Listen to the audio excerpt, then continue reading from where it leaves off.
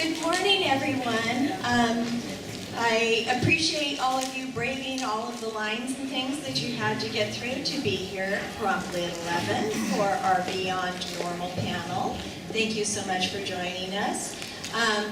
Today we're going to talk about angels, witches, fae, homo superiors, demons, people with psychic powers, gifts, curses, all kinds of oddities that probably are not part of your everyday mundane lives, or if you are, please identify yourselves to us later. We will be keeping a list.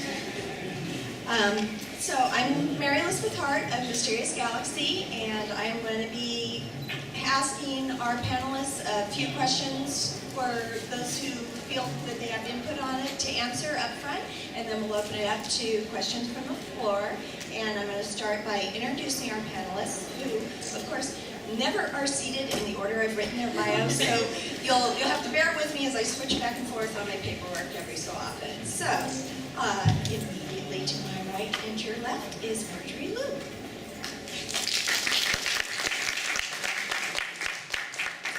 And Marjorie is an attorney and the New York Times bestselling author of paranormal romance and urban fantasy, and she's the current writer of Marvel's Astonishing X-Men, nominated for a GLAAD Media Award for its outstanding representation of the LGBT community.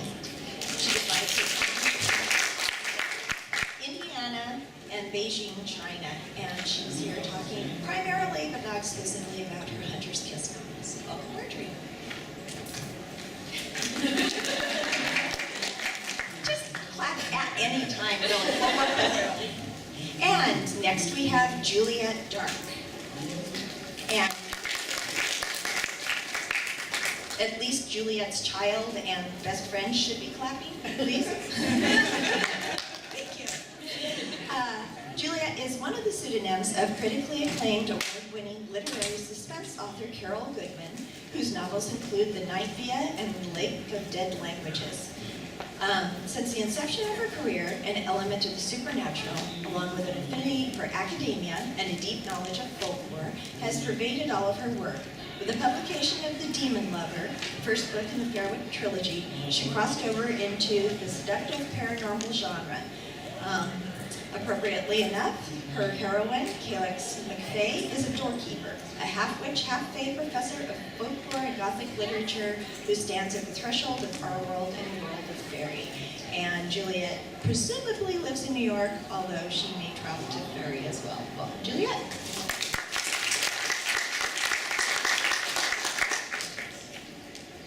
Okay, I've written down my phonetics, and now it's like, do I remember what they say? Yay me. So, Brittany Geragotelis. So she is a former Olympic-bound gymnast and a magazine editor, is a self-professed pop culture junkie, so you are her people, turned author. Her paranormal action book, Life's a Witch, received 18 million reads on the writing site Wattpad.com. What the Spell is the first published book in the series, followed by Life's a Witch and The Witch is Back. She lives in New York City with her husband and 2 cats. Welcome, Brittany.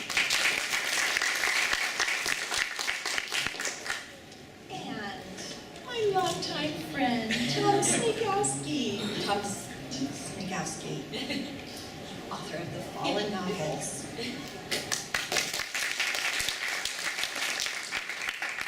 It says here that you're the author of more than 24 novels, but I'm wondering if that means updating. Is it like it needs updating. Provided by your publisher. Please follow up with her. More than millions of novels for adults, teens, and children. His books for teens include Legacy, Sleeper Code, and Sleeper Agenda, and Force Majeure, as well as The Fallen, The Brimstone Network, and the Magic Zero series. He's also a comic book writer who collaborated with Bone creator Jeff Smith on the prequel miniseries, Stupid Rat Tales, one of which I encountered in the subway this morning. He was born and raised in Massachusetts, which really seems redundant when you listen to him talk. I don't know why they bother including that in his bio. And he still lives there with his wife Leanne and their French bulldog Kirby. Welcome, Tom.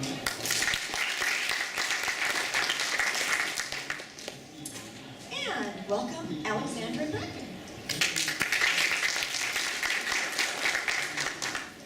And it says you were born and raised in Arizona, and I totally meant to ask you where, because I suspect it's not my part of Arizona. Scottsdale, okay. Douglas. But moved east to study at the College of William and Mary in Virginia. She's relocated to New York City, where she works in publishing and lives in a charming apartment overflowing with books.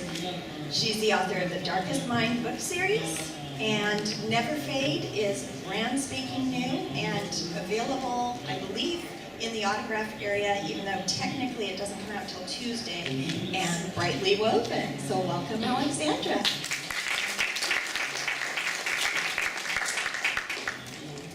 And at the far end, we have Kate Bryan.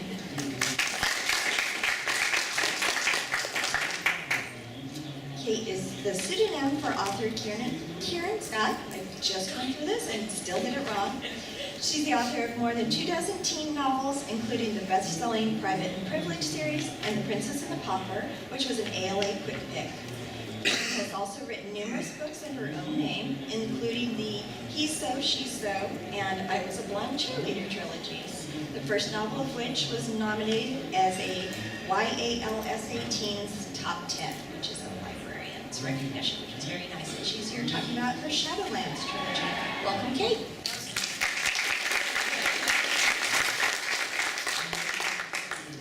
So, sometimes it's easier to get sort of a particular focused theme out of your mix of panelists, but really beyond normal is necessarily broad and encompassing for this panel, because we have authors writing urban fantasy, we have authors writing adult books, we have adults writing paranormal suspense, we have authors writing what I would actually classify as science fiction or dystopian almost, rather than fantasy. So hang on, because we're in for a lot of variation within the fantastic category.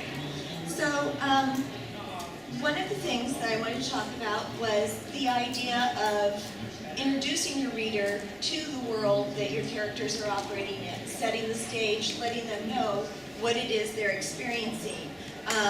And a very typical way to do it is to have this be someone who is just discovering a new world or just discovering their powers, but that's not always the choice. Sometimes authors choose to have a character who's already figured out who they are, what their place in that world is, and just brings the reader along for the ride. So I thought I'd let you guys talk about which choice you made in the series that we're talking about today, for those of you who write 18 different things, and what the pros and cons might be. And Marjorie, since they left you the seat next to the moderator, you get to go first. Well, I write the Hunter Kiss series, and in this particular series, the lead character, Maxine Kiss, is covered in living tattoos, and they peel off her body at night to form her own demonic army. So that's like the basic premise. So when we start the book, she's in the thick of things. She knows that she's different. You know, she has her magic. Of course, there's way more to the world that unfolds around her that she's not aware of. So I take the reader through that. But for me, dealing with a character who already has her magic and knows basically who she is, I try to, for my own benefit and for the readers, I always try to anchor the story right at the very beginning, because I'm the type of writer, I write from the seat of my pants, and if I don't have an anchor, like at the very beginning, then I'll like fly all over the place, and I won't know where I'm going, and so I always start with the first line. And so usually, like, I'm getting really technical here, I'm sorry, but in the first line of the Hunter Kiss books, I always try to lay the seed of the world. So, it's not just introducing the character, it's also hooking the reader and letting the reader know in that first sentence that this is not our world. So I think like in the first sentence of the book that's coming out next year, I say something like, I can't remember, like I wouldn't recommend having a demon as your obstetrician. Where, so if you're not familiar with the world, at least okay, well already the character, we're in a magical world, the character's aware of it, and it sort of just sets the scene. So that's the real technical way that I handle it. phrase, lay the seed of the world. It's great. In the Fairwick series that starts with the demon lover, we follow a character who does not have her magic yet into a magical world, and actually all she's looking for is a college teaching job, which might be its own magical world, getting into academia and getting tenure. But the first question that she's asked at her interview is, why are you interested in the sex lives of demons? Because that's what she's written her thesis on.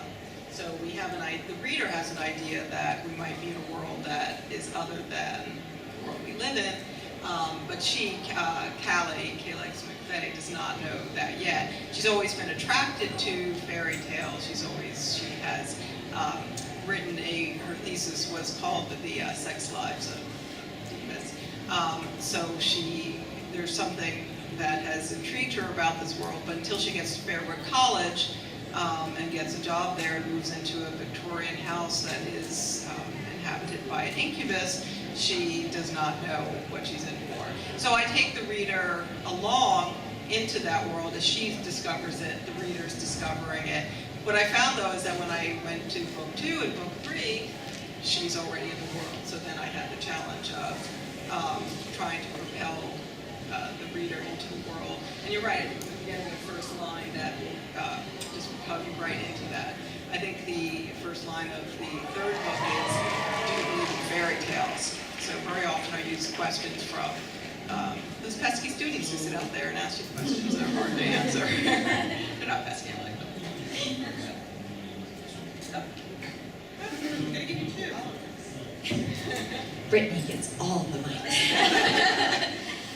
And I have a loud voice too, so I probably don't need both of them. In my Life Switch series, it's actually based loosely on actual history. So Life Switch is based loosely on the Salem witch trials, but it's set in modern day.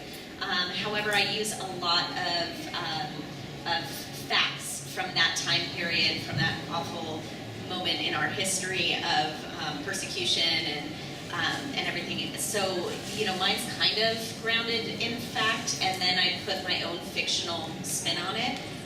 And the way that Life's Witch starts is with my main character, Hadley, having a dream. She has a lot of dreams of the past because she is a direct descendant of Bridget Bishop, who was the first person killed in the Salem witch trials.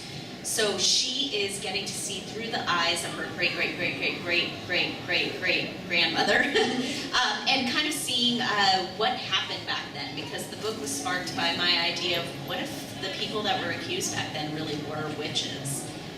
And what if people that accused them were members of their own coven? And that's kind of what started the story. And so there's this big bad that is actually one of the people that lived back during the Salem witch trials, who has betrayed his coven, and that's why Bridget has been killed, and he is after that whole lineage. So after the dream, you find out that she's actually living in the modern day. She is a witch. She actually realizes that she is the most powerful witch in the world. And so it's kind of started based slightly in fact, and then I shaped it all to my fictional thesis. First of all, I want to say I find it amazing that you people remember the first lines of your books. I don't do that. I don't remember much of anything. The following books, the story is about a half-breed, about a boy who is the child of an angel and a human. And that's roughly based in Christian mythology, so I find that if you're not raised a good Catholic, a lot of the stuff that I write about, people don't quite understand. Well, So you should label it Bible fanfic. Well, hey, the thing is I try to approach it from a non-religious standpoint. Angels are just other types of mythical creatures. So I play with it in that way. And actually, it's what's amazing is that I get a lot of emails from people saying, I don't go to church, but I know what you're writing about. So that's actually really important that they can go for the ride as well. And a lot of the imagery and actually even some of the storylines come from when I was a little boy. I used to go to a Polish church. I was forced to go to a Polish church. And in that church, I would look up at the ceiling, and there was this amazing painting of St. Michael in full armor with a sword standing on the head of Lucifer, whose body was a snake. So it just kind of didn't quite work with what I was being told angels were. And I'd look at this and I'd say, yeah, what the hell is that? And it was even statuary, very simple statuary. The church was St. Michael's, of course. But that started the whole, well, what are these things? What are these creatures? What, are they different from the little things in the diapers? Right? Tiny wings and cute little cherubs and stuff. Then I found out that even cherubs aren't cute. They're horrific with three heads. So yeah, so I take that, put it in the pot, mix it around, and try to do it in such a way that people don't feel left out, that they don't have to be religious or to enjoy the material. Well, I'm super excited to have this awesome dramatic background music. Anyone with superpowers to dim that would be muchly Yes, that'd be appreciated. awesome. Can you guys hear me? Hello. Well, I've actually written both ways. My first book, Brightly Woven, was set in a completely fantastical world, another world apart from ours, and it was a character who was very isolated, and then you found out about the world as she was, and you explored it with her, and then with the Darkest Minds, I thought, oh, this will be so much easier because it's set in our world, but it's really not any easier, because you still have to find ways to show pretty early on and establish for the reader exactly how different their version of America is to the main character's version of America. So I don't know if I really have any distinct pros and cons. They're both difficult in their own way. I did really enjoy, though, destroying America, I guess you could say. And unfortunately, as I was writing this, the economic crisis in the Darkest Minds came to reflect reality with the debt crisis and defaulting on the debt, and so that was kind of weird. But yeah, I think they're both fun in different ways. Okay, so the Shadowlands series is actually, I'm going to give away the end of the first book because the second book's already out, and that's really what I'm here to talk about. But it's about a girl who finds out that she's actually dead. So she doesn't find out until the very end of the first book. So really, I had to figure out a way to kind of hint that she was in a different place to the reader and to her without giving it all away, and that was actually pretty difficult. I just tried to kind of intensify emotions that you would normally feel, like when the guy she touches her, she feels excited, but then she also feels this overwhelming calmness come over her and this warmth, and you could sort of imagine that a person that you cared about might be able to do that for you, but later she finds out that it's actually a power that he's using on her. And she has these strange flashbacks and these strange dreams that she later finds out are the dreams of the way that she died. She knows for sure there's something really weird going on because all the kids on this island that she's visiting think she's really cool and not her older, awesome, hot sister Darcy. So that's her first real tip-off because she was always the tomboy. She's very confident. She's not a wallflower or anything, but she's a tomboy. She doesn't wear makeup, and no guy has ever really been interested in her. But all of a sudden, all the people on this island are kind of ignoring, Miss Popular. And they really are interested in what she has to say and what she's doing. So that's her big tip-off. So that was kind of difficult, but also it was a cool challenge. It was a fun challenge. And then in the second book, I kind of open up the whole world and all the rules of the world she's in and in between life and the afterlife. And so I got to really show her and the reader exactly what the rules of that world are. Okay, so next I'd like to talk about special abilities, and sometimes they may not be recognized for what they are until quite a ways into the book, and whether you give them to your characters as a gift or as a curse, or maybe a little mix of both, and for the ones that are gifted, how you keep it from just simply being wish fulfillment, how you keep it from just being, my superpower is everything always goes my way all the time because I can kill you with my brain. Do you want me to start? Sure. We'll go back. Okay. So basically, in Hereafter, Rory, who's my main character, she finds some of the powers of her new existence to be a gift and some to be a curse. One of the things that she's able to do, she's becomes a lifer, which is one of these people that helps the dead resolve their issues that they might have had on Earth before they can move on to either the light, which is my version of heaven, or the Shadowlands, which is basically hell. And so she's never been a person who's very good at talking or like sharing her emotions, and so she's dreading this role of having to kind of listen to people's problems and help them through it. But the first time she does it, even though it's overwhelmingly emotional for her, she finds out that it's also cathartic and that it's great to help people, and she gets this incredible high from it, and she loves every minute of it. And it kind of puts her on this path to enjoying and her new mission.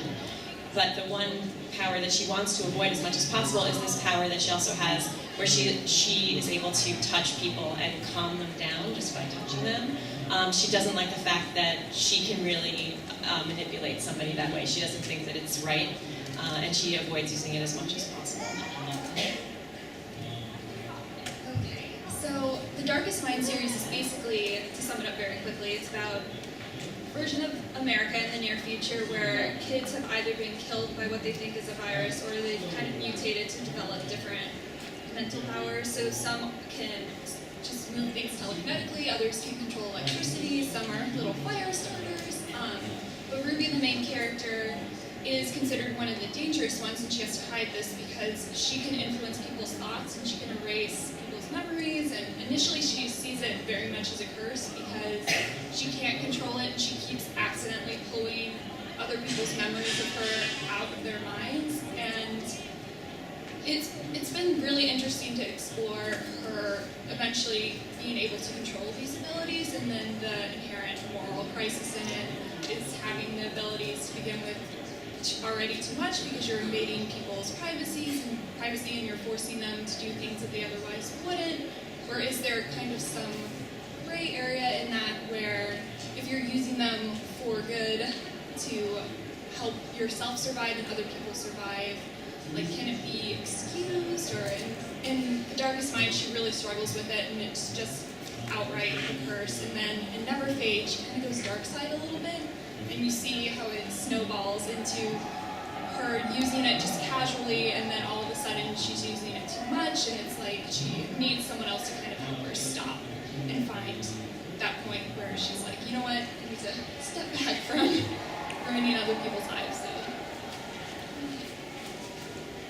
In the Fallen books, since you're dealing with both the human nature and the angelic nature all in one body, there's a constant struggle, especially as the angelic aspect matures, as the person matures. There's a constant battle, and most people are driven crazy by the angelic nature. So our main character, Aaron, in the book, it thinks he's going nuts, and it's a constant battle, it's a constant struggle with this very powerful angelic side that wants to take complete control.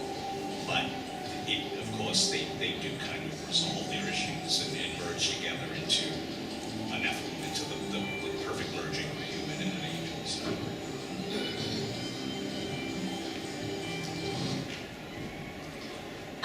My character, Hadley, she is, the way that I kind of approach her powers is that this is how she was born. She was born with certain abilities. She was born with, I kind of liken it to an athlete who is just naturally talented at, let's say gymnastics. Someone that's born with the natural ability to just be, pretty good at what they do. And so for her, she was born with the ability to, she's just more powerful than other people, than other witches that are her age or older. And there are certain things that she can do that were just like natural gifts that she's been given. So she doesn't look at it as, when you have certain talents, like you've grown up with them. Yes, you can finesse them and work on them, and she definitely does that. But she was just born, like, this is just how her world is. One of the things that she can do, though, because in my magical world, people can have they can have like specialty powers, and so Hadley has the power of persuasion, and I kind of I wanted her character to be pretty popular, powerful, but I wanted her to not be a bitch. I wanted her to be like the anti-typical popular girl, like she uses her powers for good and not evil. And part of the persuasion part is like you think of people that are typical leaders. So in your school, it's like cheerleaders or people that are in student government and things like that. Like people that are able to naturally just persuade people to follow them. They're like natural leaders. And so part of her specialty power is that she just has that natural persuasion. And so people kind of are influenced by her. It's not in a sense of, I'm going to make you do something that you don't want to do, but kind of playing with the idea of people that are just naturally persuasive. So that's kind of how my magic works. So, Callie McFay, the first thing she finds out is that she's a doorkeeper. She has the power to open the door to Fairy, which happens to be in a overgrown honeysuckle wood behind her Victorian house, which was inhabited by the incubus. Finding this out that she can do this has some pluses and negatives for her. I guess finding out you're a doorkeeper, if you had a choice to be what your magic powers would be, that probably wouldn't be. It's kind of like finding out you're the janitor of the underworld. And it comes a lot of responsibilities, because as the doorkeeper, she can let people in or out from Fairy to the real world. And the first book, I don't want to give anything away in the first book, but she has to make some decisions about the incubus, who is although she thinks there might not be anything wrong with having an incubus, people have told her otherwise. So she has to make some decisions about who will have to leave this world. In the second book, she inadvertently lets in a very angry Undine, and that causes a lot of trouble in that book. And by the third, the Angel Stone, the door, she believes the door is gone, and she has to find a way of opening it again. She also finds out that she is part fairy and part witch, so those powers have been buried very deep underneath, and she doesn't know about them really until the second book, when she starts. And then she has to learn. I felt it was very important to, I feel that it's great to be, find out all of a sudden you have these powers, but as someone who's had to go through a lot of education and schooling, I think having to learn how to use them is very important. My daughter's looking at me. He sent me to school. Yes, you should go to school to learn how to use these powers. So she finds a tutor in the second book. Unfortunately, it turns out perhaps not to be the person who should be tutoring her. But she does get to shapeshift in the second book and become an owl and very other. I thought that was cool. I thought after giving her doorkeeper, I thought she deserved to have some fun. She gets to fly. She gets to be a deer. And, she has incubus sex. That's a pretty good one. That's a superpower to have incubus sex, but it's rewarding. Sorry.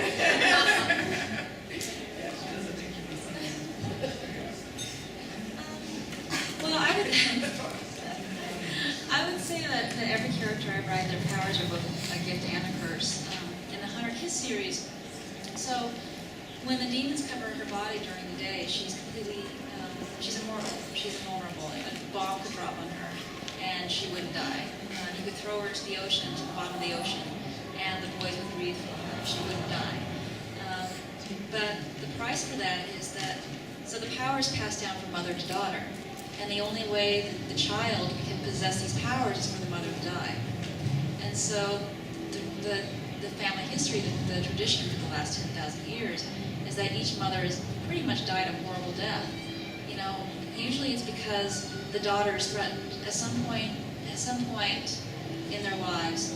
You know, something will threaten the daughter, and the mother will sacrifice herself, you know, in order for the boys to transfer to the daughter and protect her.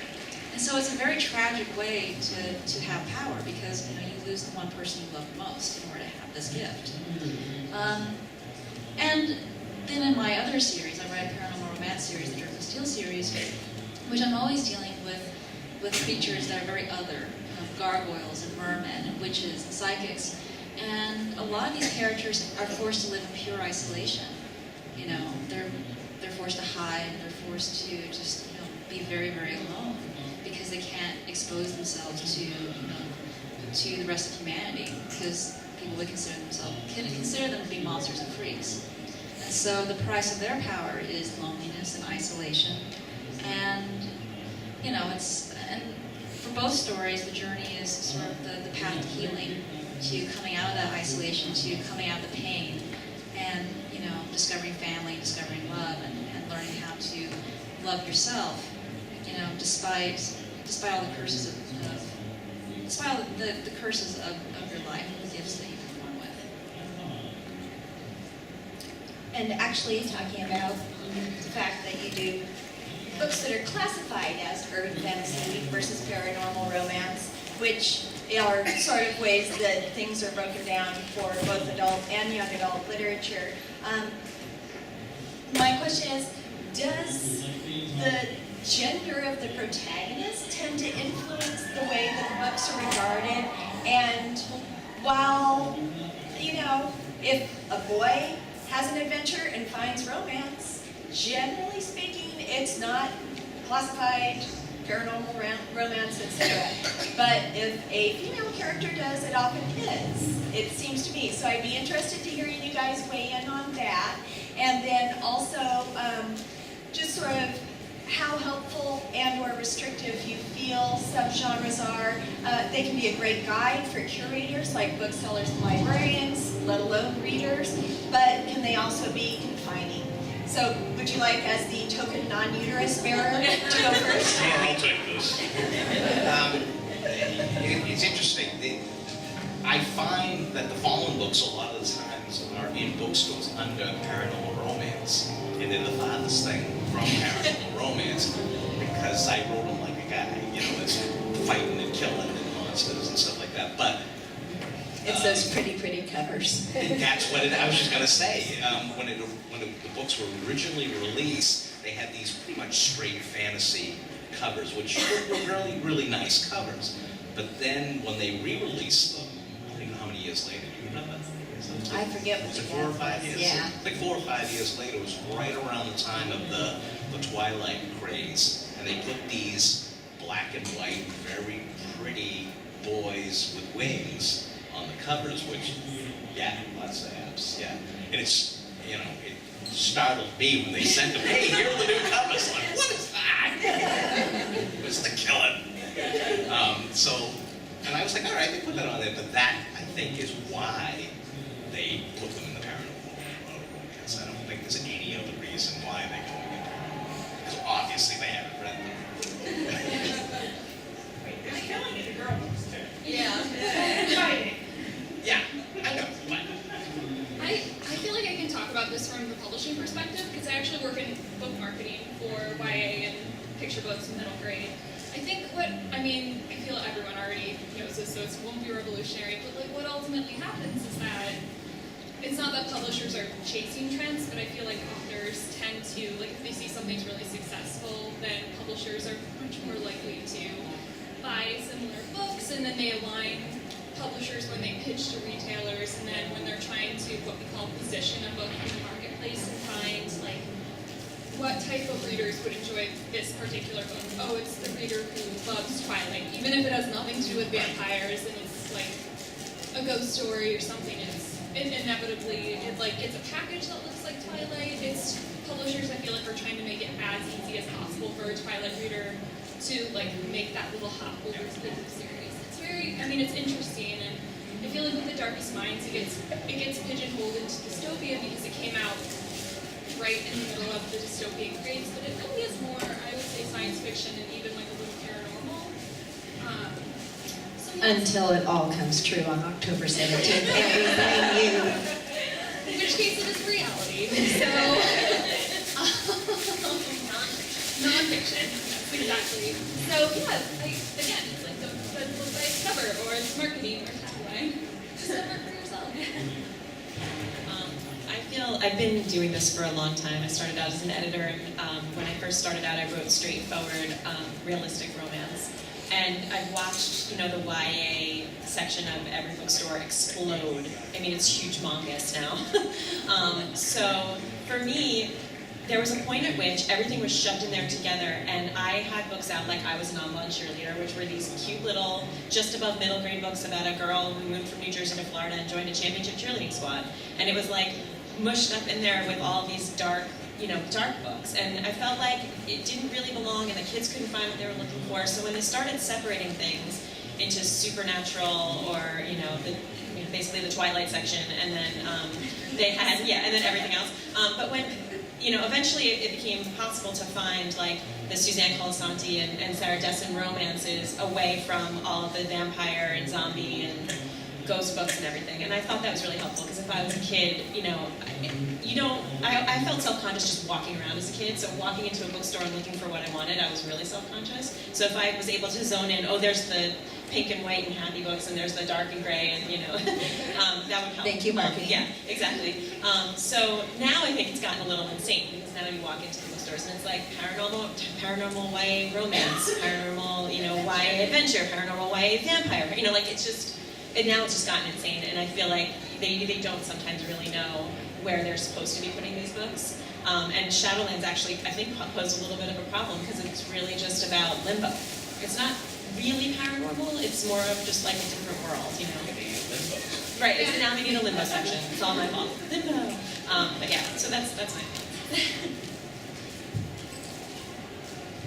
When I first started writing Life's a Witch, I did it online on this online writing site, Wattpad, and I actually classified it as paranormal action, because even though there is some romance, there's romance in it, it so was not the focus of it. Like, the focus was this badass girl who leads her coven to fight this evil, and there are action scenes, and so to me, that made sense in terms of how to classify it. And then of course when we went the traditional route and got picked up by Simon & Schuster, and then you start getting into the libraries and the booksellers, it's definitely kind of like they need to fit you into a box. I don't know if it's just for their purposes or for the consumers' purposes, but it definitely, things change from when you can control everything and just put it out there how you want to doing that kind of venue. But it is dictated, a lot of it, I don't want to say it's dictated by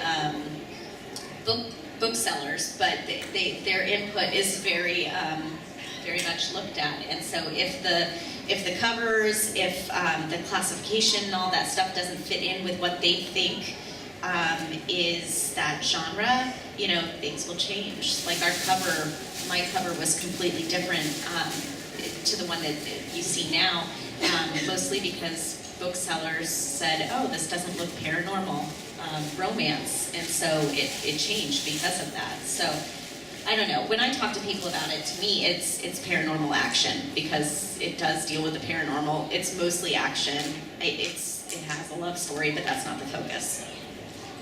Yeah, I always have a female protagonist, so it hasn't, the way the books have been classified hasn't had anything to do with that. But when the Demon Lover, when I wrote that, I had thought of it more as urban fantasy, which I had written a series with my husband under the name Lee Carroll, an urban fantasy series. And basically when I first started writing fantasy, I didn't actually know what urban fantasy was. But an editor said, this sounds a little bit like urban fantasy, so I Wikipedia'd it and found out that, and I found the book War for the Oaks by Emma Bull, which was just that was my formative book. I read that and I was like, I want more like this. I want to write about fairies, and I want there to be this other world. And that's what really interests me, is what I like about urban fantasy is the juxtaposition of the magical world and the real world, and how they they intersect. So that's probably why I'm interested in doorkeepers and liminal states between worlds. But because of the aforementioned incubus sex, demon lover, very quickly, I was like, what, you think it's paranormal romance? My editor was like, yes. You've got an incubus. Or as my stepdaughter used to call it, the demon lover. Around the house referring to him. So the book was classified as paranormal romance, and that first got a cover that looks like paranormal romance. And I would get, I got very nice responses to it, but occasionally I would get responses online from people saying, wow, this has been marketed as paranormal romance, and it's really not. It's more urban fantasy, or somewhere in between urban fantasy and paranormal romance. To me, there's not. I always have loved. I think my favorite books are books that kind of cross genre. And I understand the need to identify to a reader what kind of book it is. But the second and third in the series, they did change gears a little bit with the covers, and I think I've tried to distinguish them a little bit, because you wouldn't want somebody who really wanted paranormal romance to get some, of course there's the incubus sex, so hopefully they're all happy. That makes me happy. I don't actually have much to add to what everyone said about marketing covers. I mean, it's all so true.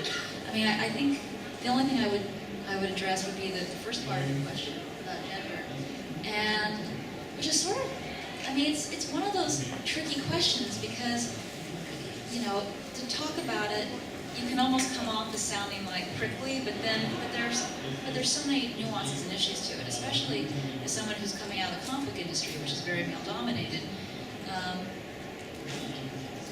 I will say my sense of it is that there is sort of a weird bias or stereotype that comes with being a woman writing a female protagonist in a particular kind of genre, and where suddenly you're a girl book or you're a romance, and the titles are downplayed a little bit. It's very true when people say that there's the ghetto of romance, and I think that I could be wrong, but I would say that if men were writing those books, I'm not sure if the same language would be used, but maybe I'm wrong. Again, this is one of those conversations where it's easy to come off as sounding prickly, or like you have a chip on your shoulder. But I would also add too that if you're writing about a boy having an adventure, but there is a strong romance in the story, my sense is that people focus more on the adventure. Whereas, if you're reading a book about a girl having a big adventure, but there's a romance, people tend to focus more on the romance. And I don't know if it's because marketing thinks that girls want romance more than adventure, and they think that boys want adventure more than romance, and so that's where the focus is. But there is a difference in marketing. It's pretty pronounced when you start thinking about it a lot.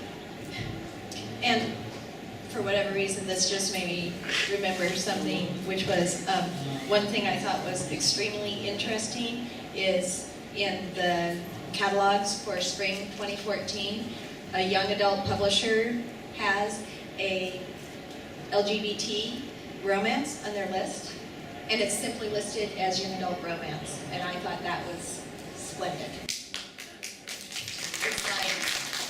It's just like a subset of all of these discussions, like it doesn't need to be sub-marketed. Go in the romance. So, questions? Incubus sex? Witches? Debt crisis? Nobody? I'm going to call on Cindy if nobody volunteers and she doesn't have a question prepared. Yes? I have a question about when you decide to write and you pick mythology to use as your basis. Do you like to stick to that mythology, or do you like to mix and match with, say, angels with something Greco-Roman or something else? Do you like the mix, or do you like to keep things straight? Was everybody able to hear her question? I just distracted him. He was showing me pictures of Kirby. Oh, okay. I'm sorry. So her question was, incorporating established mythology, whether you like to mix and match, whether you like to take a mythology and put your own twist on it, where to go from there, and sure, you can go first, Tom. I love to just take everything and just throw it in a pot. Because I'm a huge TV fan, movie fan, music. It's everything. It's everything that inspires you. I'm a huge comic book geek, so, a story that I read, when I was 15, and, a certain element of that, you throw it in. I think that, the mythology, like the Christian mythology with the angels, or just Greek mythology or something, those are nice little places to build on. It's almost like you take your Legos and you build it on top of the particular mythology. But yeah, there's nothing better than just throwing it all in a great big pot and mixing it up. I like that mix too. Especially I love mythology, and I love the British fairy folklore. But I also I was a Latin major, so I found that it was just put an nymph and a satyr in there was great.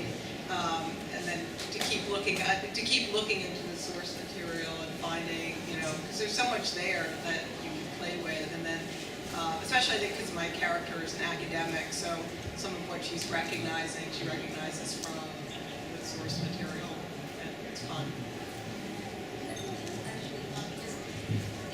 When you're playing with different kinds of mythologies and you're blending them together, in a way you're making your own mythology for your world. And so it's the best playground. It really, really is. You gotta remember your rules. Yeah, you do. And remembering the rules can be hard.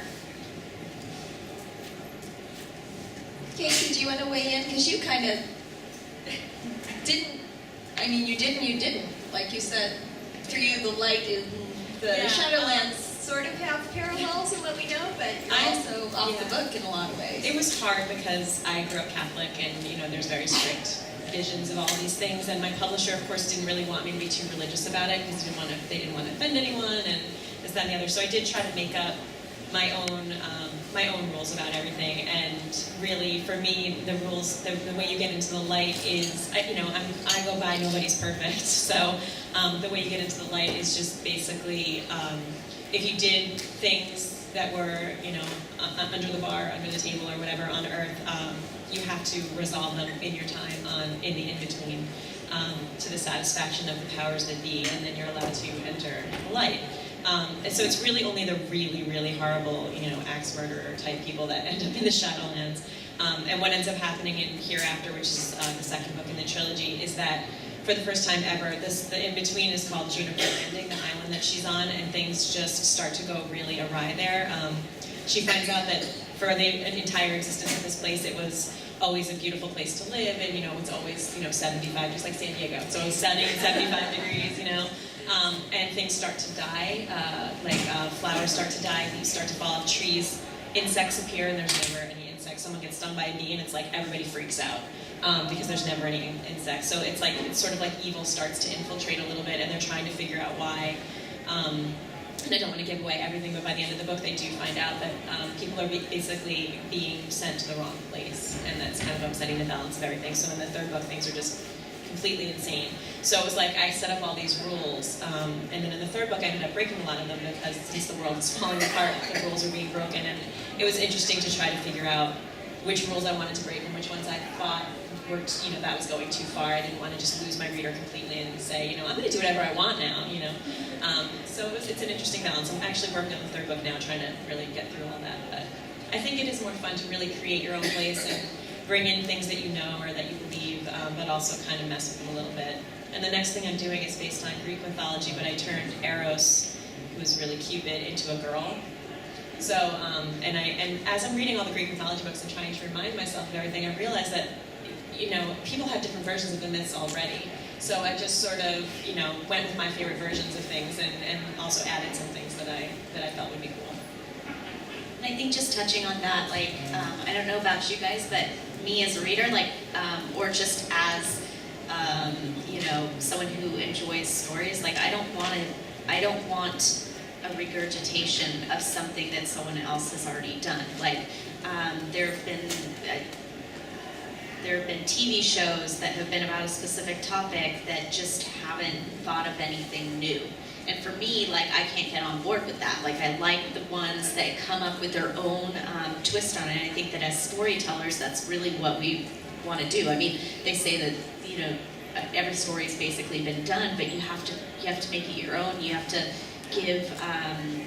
give readers something new to kind of fall into. So for me, like, those aren't the stuff that I like to read. So I would want, yes, you know, it's rooted in something that probably already exists, but you put your own spin on it. So there's no Samantha wiggling her nose magic in your books, is what you're saying? No. I'm like going, oh God, please be old enough to get the reference. Please be old enough.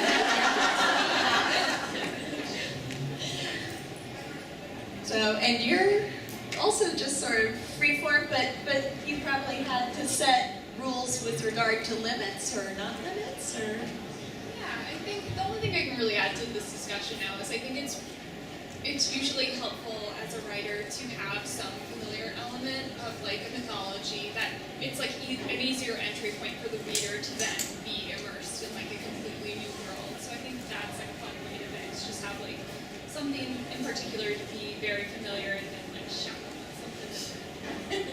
And I think the two tend to sort of help reinforce each other and make the parts that are beyond normal feel more beyond normal because you've got the elements that are recognizable. All right. Any other questions? Yes. Library shirt. Oh, yeah. I have a question for Juliet Dark. They're going over there. Myself. I suspect I already know the answer to your own question, which was, do you believe in fairy tales? But can you just talk a little bit about, and for everybody else too, what is it about fairy tales or mythology and humans that make, or what is it about humans that attracts us so much, just timelessly to these kinds of stories? I guess, I mean, I wish I really had a great answer for that. I'm teaching a class in fairy tales now, and we struggle with that all the time. But I find that when I've got this is a class of college freshmen, and when they come in and they realize that their composition class is going to be about fairy tales, they look a little confused.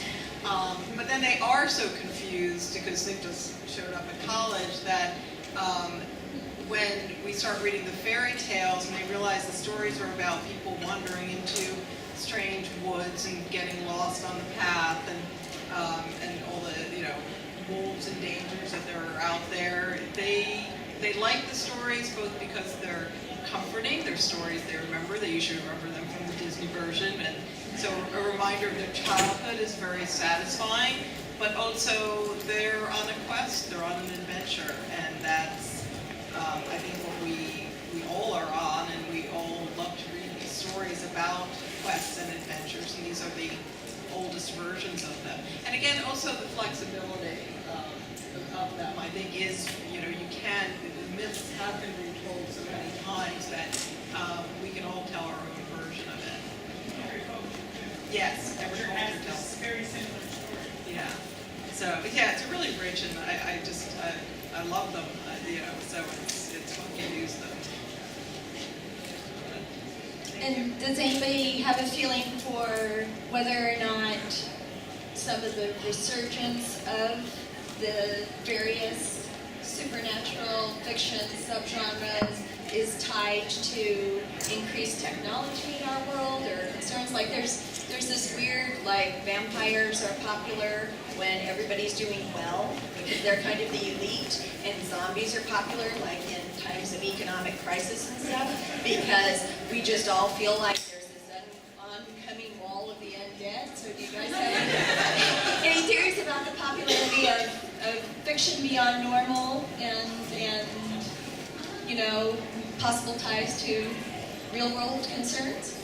I feel, what is that? It's that famous quote that's like fairy tales are like meant to prove, not that, oh my gosh, I can speak English.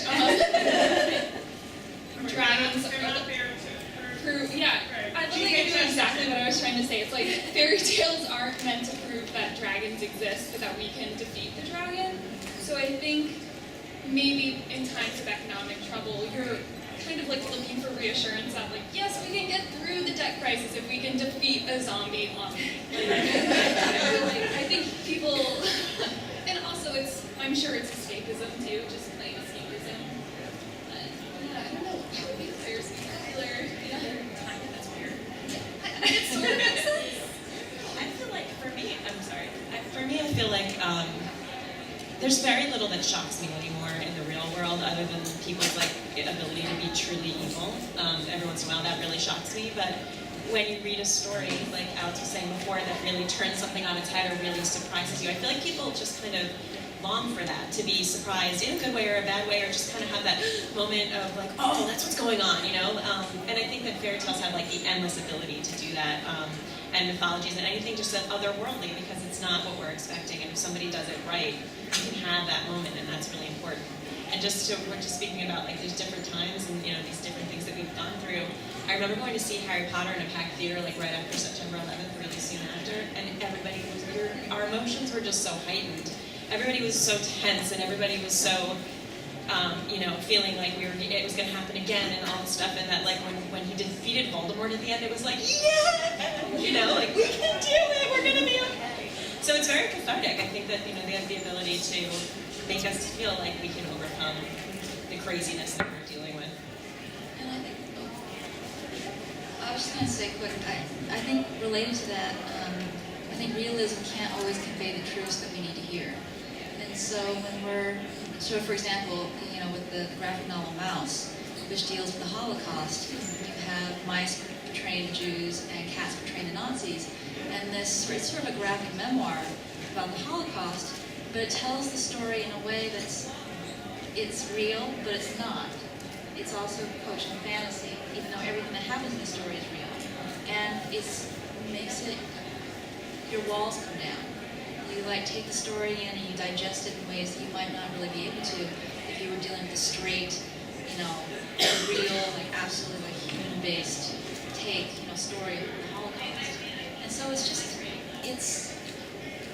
a different way of telling truths. All right, Bridget, you get the last comment. You know, kind of playing off of what you said, I think that we get as either paranormal or dystopian and sci-fi, like we get a lot of the questions like, why did this become so popular? Why with YA all of a sudden Twilight was like the biggest thing ever? And one of the things that, you know, I saw was this was after September 11th. It was after we started to kind of have this financial crisis, and especially with young people, they might not have the same exact concerns as us. They might not be worrying about like, can I pay my rent next month, or my mortgage, or whatnot, or, you know, you get laid off by a job and everything, but they're perceptive. They know that adults are kind of freaking out and having a tough time, and the world is unsure with, you know, is this going to happen again? Are the bad guys gonna get us, kind of thing. And so it is a little bit of escapism, but for me, that kind of stuff, I was a hardcore Buffy fan. Like, Buffy changed my life.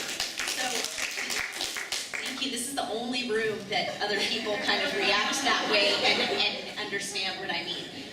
But for me, like, my high school experience was tragic, and I feel like life in general sometimes can get pretty tragic. And so for me, watching Buffy, I needed a hero, and I needed somebody to show me how to be strong. And so I think that when it comes to paranormal, you know, it's a little bit outside of the real world, but it gives us something to kind of like aspire to, and it gives us someone to believe in when the world is scary enough as it is. So I think that kind of has something to do with it. And I really like that as an empowering note to end on. So thank you all so much for joining us. The audience are going to go up the hallway and into the autographing area. They will be at table number 21. Thank you.